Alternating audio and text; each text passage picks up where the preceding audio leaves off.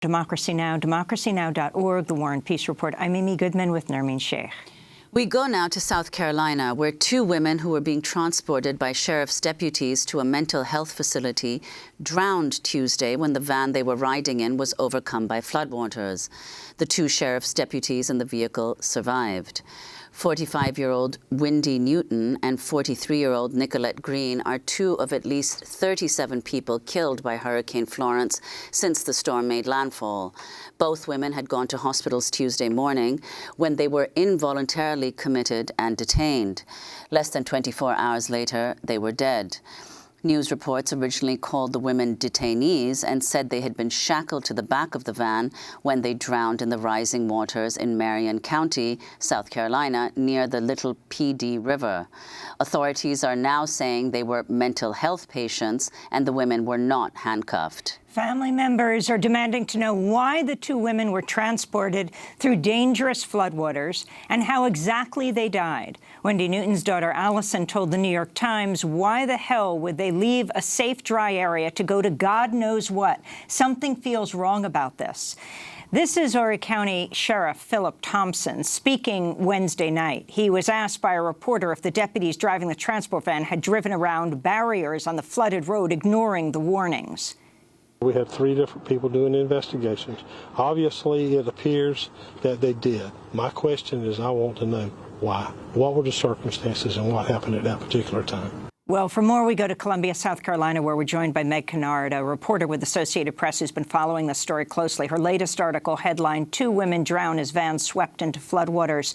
Welcome to Democracy Now! It's great to have you with us, Meg. Please explain what you understand at this point took place. Good morning. Yes, we understand that these women were being transported by Horry County Sheriff's deputies through the PD area of South Carolina, where there is a lot of flooding happening right now, and it's going to continue for several days. They were being sent to medical facilities in a different area. They went through an area of Marion County that is, as you noted, next to the Little PD River, one of the bodies of water that has been quickly rising as the water continues to flood into this state from North Carolina. Their van was swept away in rushing, rising water. The deputies were able to get out. Sheriff Thompson says they tried to get the women out, but for some reason weren't able to get into the back of the van. They called for help, and as you noted, their bodies were pulled out of the water yesterday. And Meg, can you talk about the time that lapsed between the incident and the recovery of their bodies, and why you think it took so long? The first radio call for this came in around 6 p.m. on Tuesday night.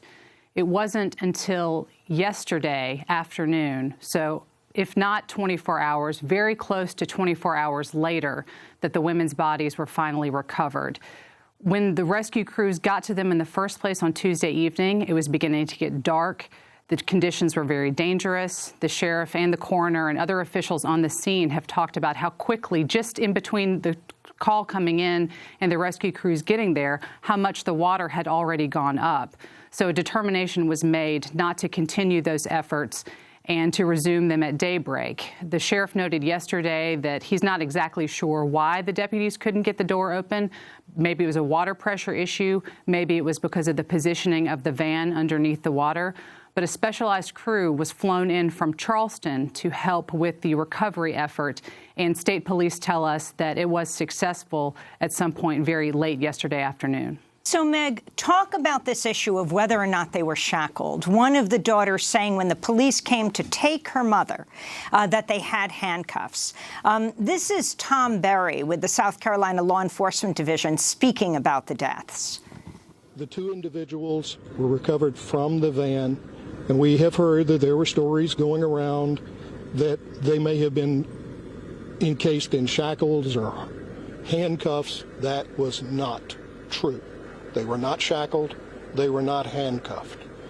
Unfortunately, they are deceased, but at least now we can tell their families that their bodies have been recovered and will be returned to their loved ones. Now we get into the difficult part, which is the investigation of the event itself. We have a lot of evidence to go through. We have a lot of information to look at. We have a lot of people to talk to, and that's going to take time. So that's Tom Barry with the South Carolina Law Enforcement Division. A local TV station did report that they were shackled. So, Meg, can you talk about what you understand at this point and if you believe what the authorities are saying? We did see those very early reports about this incident that started circulating right after it happened. That first off, these women were referred to initially in reports as inmates, and secondly, that they were shackled or somehow else restrained in the back of that van. Obviously, we have learned now that they were patients, not inmates. And the sheriff told us yesterday that it's his understanding that when patients are transported by deputies around the state, they will sometimes be restrained, but in situations where the patient is becoming manic or is believed to be a harm to himself or to others. Sheriff Thompson said yesterday he did not believe that that was the case with these individuals, but remember, he was speaking to us about this before their bodies were recovered. Tom Barry made those statements after the recovery occurred and noted that there were no handcuffs or shackles. And Meg, what do we know about what has happened to the two sheriff's deputies who were responsible? The deputies have been placed on administrative leave. That is typical in South Carolina when the State Law Enforcement Division is conducting an investigation into something involving a law enforcement agency here in the state. So they are still considered employed. They are still deputies with the Horry County Sheriff's Office. There is also an internal investigation occurring in their own department, as well as the State Law Enforcement Division, and the Highway Patrol is also looking into the incident. So until that internal investigation is completed, they will remain on administrative leave, and then the outcomes of the other investigations will perhaps determine their ultimate fate. I mean, obviously, the horror of all this, these women being taken through, it was clear that this area was in danger of being flooded. And the fact that they were really being held in the back of the van, it was a very dangerous situation, which is why their family members are so deeply upset right now, aside from losing their loved ones. But if you could say, what is the policy of the department when it comes to, even if it is a prisoner, transporting a prisoner in these dangerous times, not to mention whether prisons are evacuated during, the situation like Hurricane Florence? Sheriff Thompson noted yesterday that he was complying with a court order to transport these women. He said that when those orders are issued, it is his job to ensure that the patient gets from point A to point B. There are a lot of questions remaining about why this had to occur then, why there couldn't have been some sort of an emergency delay, and also why the deputies took the route that they took.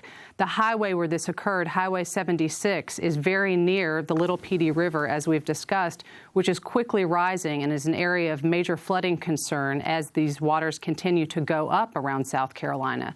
So that will be part of the State Law Enforcement Division's investigation, as well as the Highway Patrol probe into why they were on that road at that time. Sheriff Thompson also noted yesterday that he did believe that the deputies had driven around a barricade, which would have been blocking off this road, noting that it wasn't safe to travel on. So again, as these investigations go on, we will learn more about why those decisions were made the way that they were on Tuesday night. Meg Kennard, I want to thank you for being with us, South Carolina correspondent for the Associated Press. We'll link to your piece. Two women drown as van swept into flood waters.